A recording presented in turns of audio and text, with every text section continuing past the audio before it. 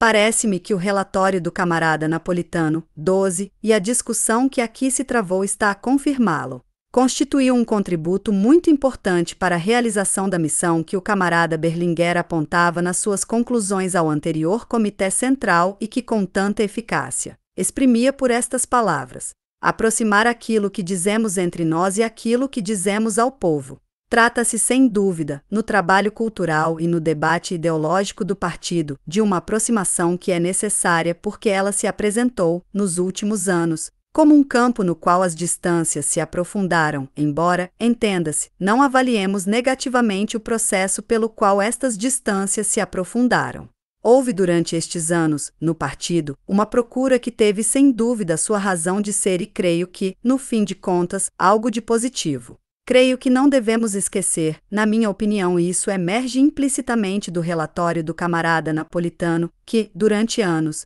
grande parte da elaboração teórica e da linha cultural do partido foi praticamente chamada a si pelo camarada Togliatti, no decurso do seu trabalho, como parte integrante do momento da direção política do partido. No fundo, estes 10 anos significaram, conjuntamente com uma crise deste modo de direção, a tentativa de a reconstruir na sua essência, num outro nível e sobretudo na situação nova, complexa, que se foi criando no país. O camarada Nata, na sua intervenção, fez uma observação muito significativa quando afirmou que, no fundo, se tem vindo a criar recentemente as condições pelas quais o primado da política, o fazer política, se constituiu como um atributo correlativo da substância do Partido Novo e tal acontece profundamente, substancialmente, apenas hoje. Não é apenas mais uma grande intuição, não é apenas mais a determinação de uma situação geral do nosso partido na vida social do país. Nem sequer apenas o esboço de um sistema de alianças sociais e políticas,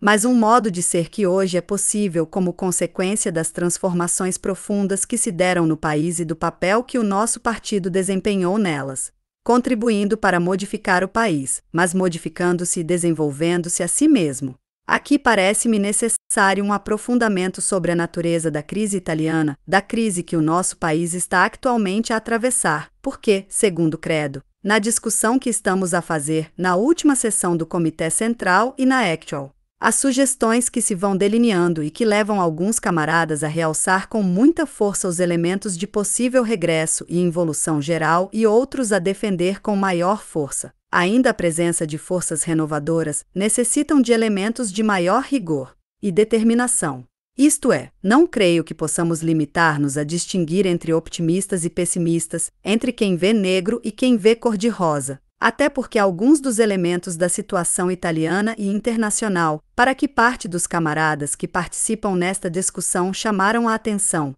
são vistos com indubitável realismo e inegável eficácia e ninguém poderia pôr em discussão o ponto de partida teórico geral desta nossa reflexão que nega a possibilidade de um processo indefinido, de um evolucionismo indeterminado. Creio que não foi apenas a experiência real das coisas, mas também a redescoberta do modo como Marx viu e perspectivou o desenvolvimento da história humana que nos armou suficientemente contra os perigos do optimismo evolucionista de que a social-democracia não soube vacinar-se e que por ele se encaminhou para a grande derrota que foi mortal para o movimento operário europeu. Parece-me necessário um aprofundamento e uma determinação ulterior do caráter da crise italiana que a especifique historicamente e com mais rigor. Corremos o risco de ver prevalecer, de um lado, teses nihilistas e, do outro, teses superficialmente optimistas, mas sobretudo interpretações que risquem a presença da classe operária e o papel do Partido Comunista Italiano de todo este processo.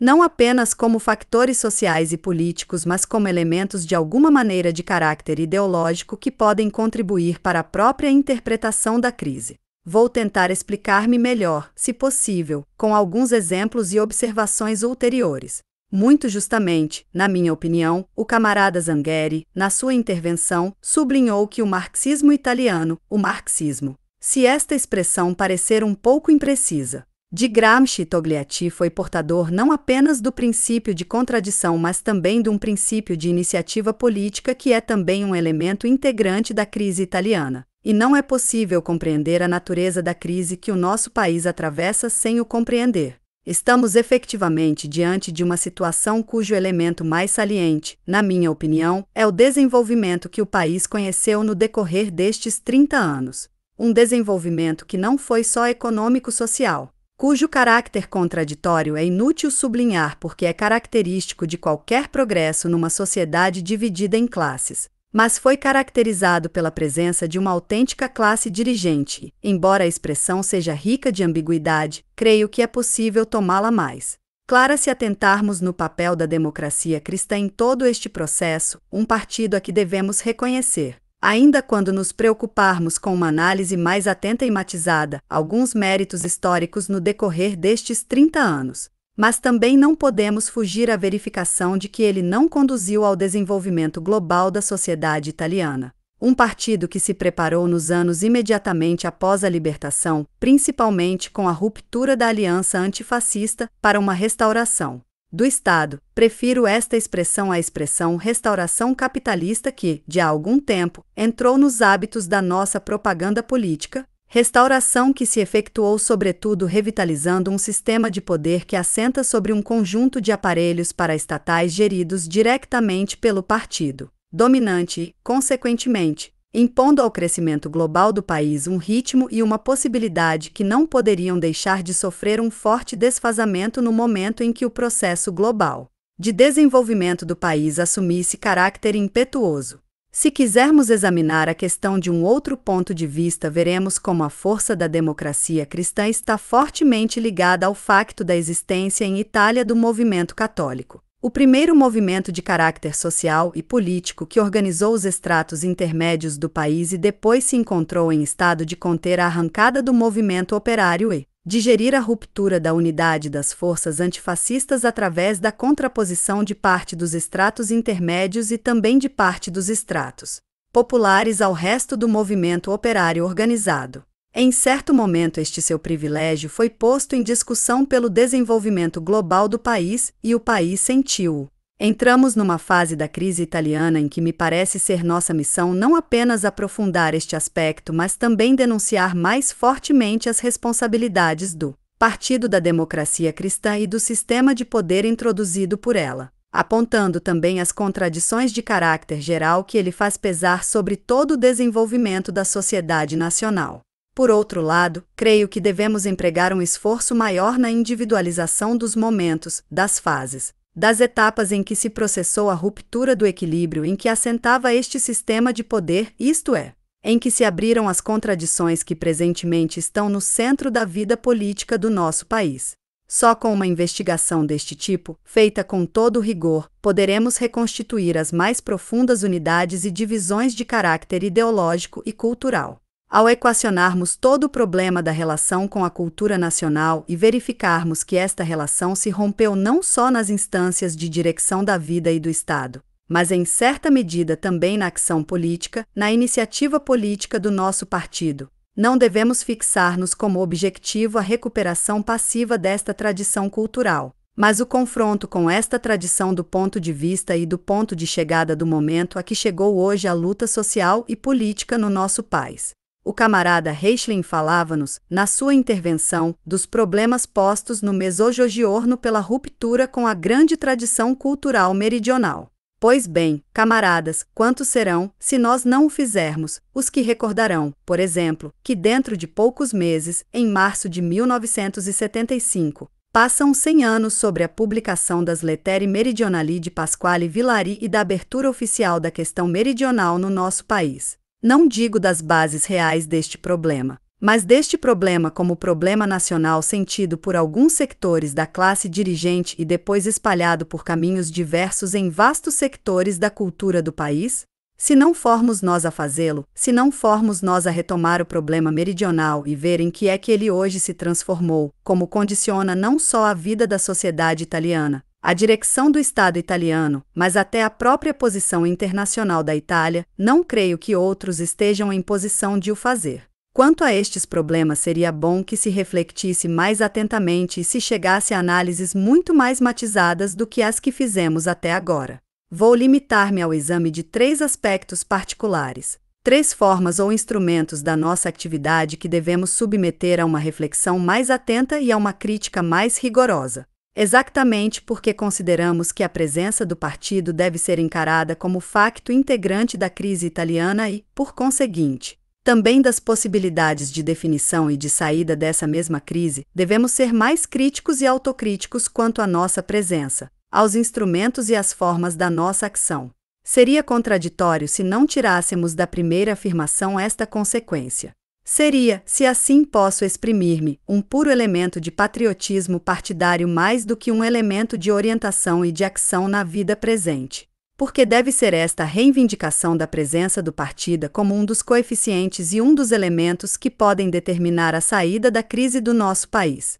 Em primeiro lugar, a imprensa. Ouvi do camarada Tortorella uma apreciação bastante negativa da situação actual da imprensa italiana. Parece-me que entre os muitos elementos de crescimento do país que devemos registrar, muito embora se trate de um crescimento que dispenso-me de voltar a repetir, não pode deixar de ser contraditório e registrar elementos positivos ao lado de outros negativos. Há que contar com o que aconteceu na imprensa italiana no decorrer dos últimos anos. Sei que as greves dos jornalistas não se devem apreciar de maneira unívoca, mas também não posso ignorar que, por exemplo, se os jornalistas dos maiores jornais italianos tivessem podido fazer os jornais sozinhos em 1920, em 1921, em 1922, não fariam jornais orientados para a esquerda, faziam jornais de direita. Se o resto deu Carlino ou o Corriere della Sera em 1920, durante um dia não tivessem um Albertini ou um Missiroli, podemos estar certos que não fariam um jornal política e culturalmente mais bem orientado do que aquele que podia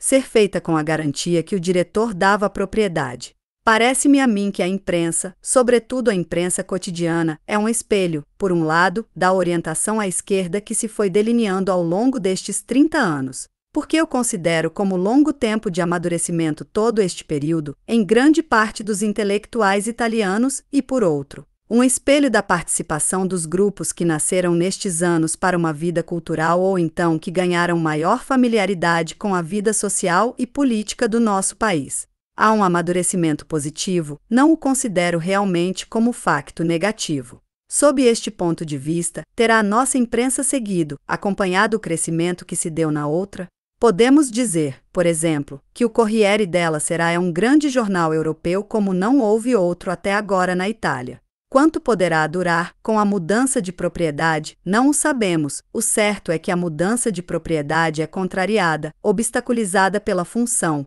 pela orientação que os jornalistas têm na produção do jornal. Teremos tido nós uma transformação da nossa imprensa a acompanhar o desenvolvimento social, cultural, global do país? A mim parece-me francamente que não. É verdade que El Unità é de longe o melhor jornal comunista da Europa. Camaradas, trata-se de uma primazia realmente muito relativa. Lançamo-nos, lutamos para sermos um dos maiores jornais italianos, tínhamos talvez, e ainda temos, a possibilidade de ter o maior quotidiano italiano. Parece-me que neste aspecto perdemos terreno e devemos interrogar-nos por quê. Porque é que a nossa imprensa não só não adquiriu uma série de qualidades e de melhorias do ponto de vista técnico, mas também de participação e de desenvolvimento do debate como fez outra imprensa. Certamente que isto está ligado ao facto de El Unità ser jornal de partido e não só cotidiano de informação. Embora eu julgue não ter sido mal nenhum reivindicar para El Unità o caráter de jornal de informação para além de jornal de partido,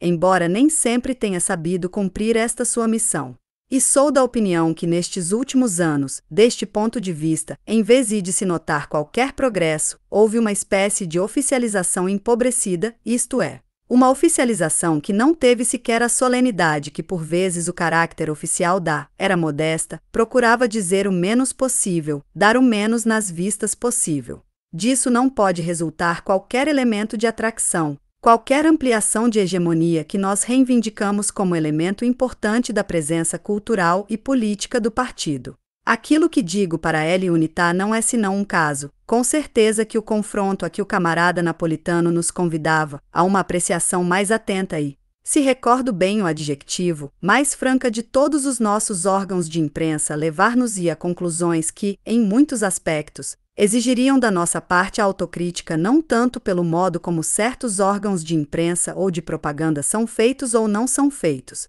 mas sobretudo pelo modo como registram, seguem, orientam, acompanham a transformação social do país, social e cultural. Deste ponto de vista, parece-me que a autocrítica deveria ser atenta e o esforço para eliminar os defeitos, rigoroso. Passo a um outro ponto que é o concernente à vida e iniciativa do partido neste setor. Parece-me a mim, pela limitadíssima experiência que tenho a este respeito, que se nota, em certo momento, uma contradição na nossa atividade. Quando nos movemos a nível de sessões encontramos um reflexo bastante imediato daquilo que muda. Mudou e está a mudar no país e do tipo de atividade que estamos a desenvolver. Para quem conhece um pouco a vida das sessões ou está em relação com elas, parece-me que se pode constatar que deste ponto de vista deu-se uma transformação enorme que se manifestou também na renovação global do quadro das nossas ações. Renovação que não foi só de população, quantitativa, mas que foi também qualitativa e que nisto refletiu profundamente o progresso da escolarização, o desenvolvimento da vida cultural e da participação das grandes massas. É muito positivo que atualmente haja províncias inteiras, talvez mesmo regiões de Itália, em que o quadro dirigente das nossas sessões são jovens com menos de 30 anos. Quando começamos a subir além da sessão algo começa a estalar a render. Logo que se exercem funções directivas, de governo, começam a arrebentar mecanismos, a que eu julgo não haver mal em chamar de caráter burocrático. Daquela burocracia que significa também possibilidade de fazer as coisas de maneira organizada, mas que introduz também elementos que falsificam depois o caráter de participação e proximidade que todas as nossas manifestações não podem deixar de apresentar. Se continuasse a subir, poderia apresentar muitos outros exemplos. Queria apenas anotar como é profundamente necessário que correspondamos a estas necessidades culturais de luta de modo mais imediato. Toco num último ponto que poderia ser objeto de atenção, o da relação entre os intelectuais comunistas que é, por sua vez, também, um dos elementos de complicação que certas atividades da vida do partido adquirem e, apesar de os intelectuais comunistas serem todos eles defensores da necessidade da luta contra a burocracia, também estas relações acabam, por seu lado, por serem causas indiretas da burocratização da direção política da nossa atividade cultural. Creio que temos de ser consequentes quando afirmamos que queremos desenvolver um debate ideológico franco entre intelectuais comunistas e conduzir neste sentido a direção política necessária. Em que é que consiste a direção política necessária? Parece-me que não é necessário repetir hoje, entre nós, porque todos estamos profundamente convencidos e já o afirmaram tantos camaradas na discussão que aqui teve lugar e o camarada napolitano apresentou os maiores esclarecimentos e certezas possíveis, que dirigir o debate cultural não significa prescrever formas ou conteúdos que a nossa atividade cultural deva assumir.